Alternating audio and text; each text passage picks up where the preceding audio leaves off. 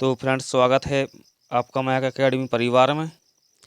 तो देखिए, रीट का जो एग्ज़ाम है वो बहुत जल्द आने वाला है। 27 फरवरी को रीट का एग्ज़ाम है। तो इसमें सीडीपी के जो मुख्य क्वेश्चन हैं वो देखेंगे। तो सीडीपी का पहला क्वेश्चन है, बच्चे की बुद्धि लब्धि 90 से 110 के मध्य है, वह बालक क्या कहलाएगा? सामान्य बुद्धि, प्रखर बुद्धि, उत्कृष्ट बुद्धि या प्रतिभाशाली? तो देखिए, 90 से 110 के बीच में है तो वह कहलाएगा सामान्य बुद्धि बालक कहलाएगा। इसी क्रम में अगला क्वेश्चन देखते हैं। अगला क्वेश्चन है, बच्चे के लिए निःशुल्क एवं अनिवार्य शिक्षा का अधिकार अधिनियम कितने वर्ष के बच्चे के लिए लागू है? तो क्या 6 से 14 वर्ष के लिए है, क्या 7 से 13 वर्ष के लिए है, या 5 से 11 या 6 से 12? तो जो अनिवार्य शिक्षा और निःशुल्क शिक्षा का जो है वो 6 से 14 वर्ष के बच्चों के लिए अधिनियम बना है। इसी क्रम में अगला क्वेश्चन देखते हैं। एक बच्चे की बुद्धि और विकास की अध्ययन की सर्वाधिक अच्छी विधि कौन सी है? ऑप्शन ए है मनोविश्लेषण विधि, ऑप्शन बी तुलनात्मक विधि, ऑप्शन सी विकासीय विधि, ऑप्शन डी है सांख्यिकी विधि। तो इसमें जो ऑप्शन सही होगा वो है ऑप्शन सी विकासीय विधि, इसका राइट आंसर हो जाएगा। इसी क्रम में अगला क्वेश्चन देखते हैं। अगला क्वेश्चन है, गार्डनर ने 7 बुद्धि का अधिमान निर्धारित किया, इनमें से कौन सा नहीं है? स्थान संबंधी बुद्धि, भावात्मक बुद्धि या अंतर्वैयक्तिक बुद्धि या भाषात्मक बुद्धि? तो उसने पूछा है जो नहीं है वो है भावात्मक बुद्धि नहीं है। ऑप्शन बी इसका राइट आंसर हो जाएगा। इसी क्रम में आगे चलते हैं। अगला क्वेश्चन है क्वेश्चन नंबर 5, देखते हैं क्या कहता है। तो क्वेश्चन नंबर 5 है, यदि एक बच्चे की मानसिक आयु 5 वर्ष तथा वास्तविक आयु 4 वर्ष है तो उस बच्चे की बुद्धि लब्धि होगी क्या? 125 होगी, 80 होगी या 120 होगी या 100 होगी? तो इसका राइट आंसर हो जाएगा 125 सही हो जाएगा। इसे निकालने का जो फॉर्मूला है वो है मानसिक आयु बटे वास्तविक आयु गुना 100। तो 100 से 4 से 100 कटेंगे 25 बार, और 25 का 5 में गुना करेंगे तो हो जाएगा 125, जो इसका राइट आंसर हो जाएगा। इसी क्रम में अगला क्वेश्चन देखते हैं।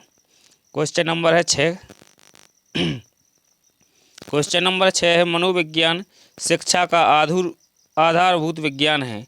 यह किसने कहा? यह कथन किसका है कि मनोविज्ञान शिक्षा का आधारभूत विज्ञान है? क्या ये बी.एन. झा का है, क्या स्किनर का है, डेविस का है या वुडवर्थ का है?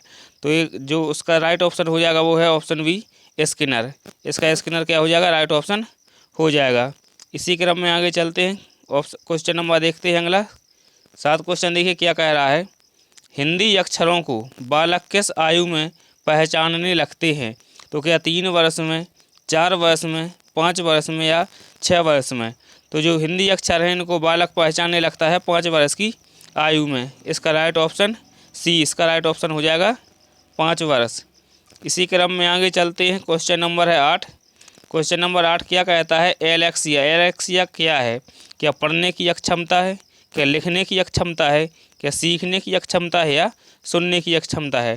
तो जो एलेक्सिया है वो है पढ़ने की अक्षमता। क्या है? पढ़ने की अक्षमता है। इसी क्रम में अगला क्वेश्चन देखते हैं। क्वेश्चन नंबर है 9।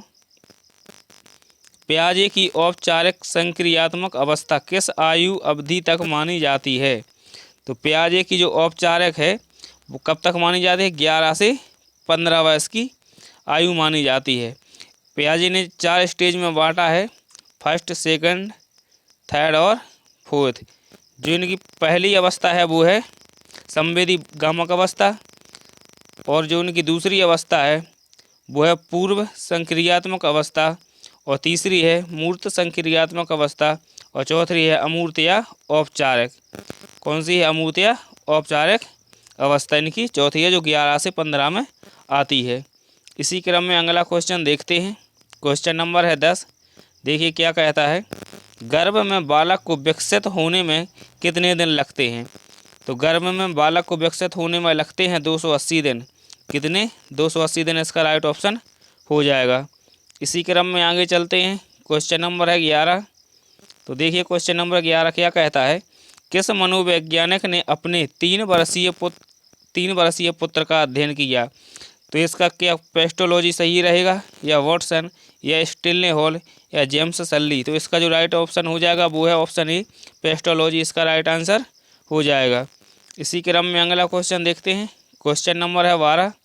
तो देखिए क्वेश्चन नंबर 12 क्या कहता है, बालक का विकास होता है सिर से पैर की ओर, पैर से सिर की ओर, दोनों ओर से, या इनमें से कोई नहीं। तो कोई भी बालक हो उसका जो विकास होता है पहले सिर का विकास होता है, फिर पैरों का विकास होता है। जो बालक होता है वो पहले क्या सिर उठाना सीख जाता है और इसके बाद हाथ पैर उठाना या चलना सीख जाता है। इसी क्रम में अगला क्वेश्चन देखते हैं। तो अगला क्वेश्चन है क्वेश्चन नंबर है 13। देखिए क्या कहता है, विकास के संबंध में गलत कथन है। हमसे पूछा है कौन सा, नेगेटिव, यानी गलत कथन कौन सा है। तो विशिष्ट से सामान्य की ओर, सार्वभौमिक प्रक्रिया, दिशा सिर से पैर की ओर होता है, या वर्तलानुकार गति से होता है। तो देखिए इसमें जो नेगेटिव पूछा है तो इसका जो नेगेटिव हो जाएगा विशिष्ट से सामान्य की ओर, ये जबकि होना चाहिए सामान्य से विशिष्ट की ओर। क्या होना चाहिए, सामान्य से विशिष्ट की ओर होना चाहिए। इसका जो सही ऑप्शन हो जाएगा वो हो जाएगा ऑप्शन नंबर ए। इसी क्रम में आगे चलते हैं। क्वेश्चन नंबर है 14। देखिए क्या कहता है, गर्भाधान काल की अवस्था नहीं है। तो जो गर्भाधान काल की अवस्था नहीं है वो शैशव अवस्था नहीं है, क्योंकि जो शैशव अवस्था होती है जन्म के बाद होती है। इसमें डिम्ब होता है, बीजकरण होता है और भ्रूण अवस्था होती है जो गर्भ के दौरान होते हैं। इसी क्रम में आगे चलते हैं। अगला क्वेश्चन देखिए क्या है। तो अगला क्वेश्चन है, मानव जीवन की मनोभौतिक एकता कहलाती है। मानव जीवन की मनोभौतिक एकता कहलाती है। तो इसका जो राइट आंसर हो जाएगा वो हो जाएगा मन तथा शरीर का विकास। क्या हो जाएगा, मन तथा शरीर का विकास इसका राइट आंसर हो जाएगा। इसी क्रम में नेक्स्ट क्वेश्चन देखते हैं। क्वेश्चन नंबर है 16। क्वेश्चन नंबर 16 है, गर्भ में सर्वप्रथम निर्माण होता है। तो क्या पैर का निर्माण होता है, या सिर का निर्माण होता है, या घड़ का निर्माण होता है, या सभी का निर्माण होता है। तो जिसका राइट आंसर हो जाएगा वो है सिर का। सबसे पहले गर्भ में किसका निर्माण होता है, सिर का निर्माण होता है। इसी क्रम में आगे चलते हैं। क्वेश्चन नंबर देखिए 17 क्या कहता है। तो क्वेश्चन नंबर 17 है, जन्म के समय शिशु में कितनी हड्डियां होती हैं।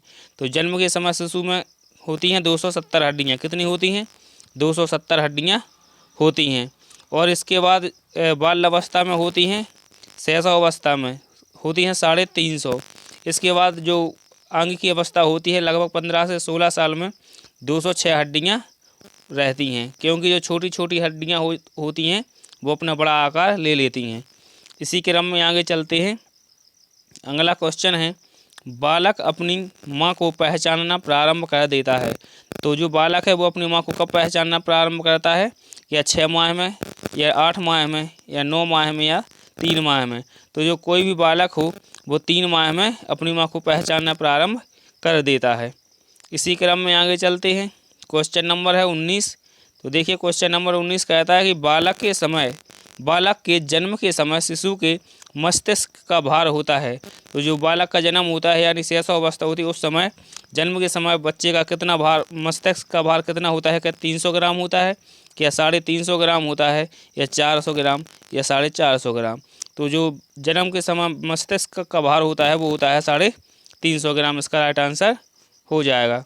इसी क्रम में देखते हैं अगला क्वेश्चन और आज का लास्ट क्वेश्चन है। तो देखिए क्या कहता है, कल्पना जगत में विचरण होता है। कल्पना जगत में विचरण होता है शैशव अवस्था में, किशोर अवस्था में, बाल अवस्था में, या शैशव अवस्था और किशोर अवस्था दोनों में। तो जो इसका राइट आंसर हो जाएगा वो हो जाएगा ऑप्शन नंबर 4, शैशव अवस्था और किशोर अवस्था दोनों में इसका राइट आंसर हो जाएगा। तो इसके आगे की जो वीडियो है वो आपको कल मिल जाएगी। तो सभी वीडियो पाने के लिए आप चैनल को क्या सब्सक्राइब जरूर कर लेंगे। धन्यवाद।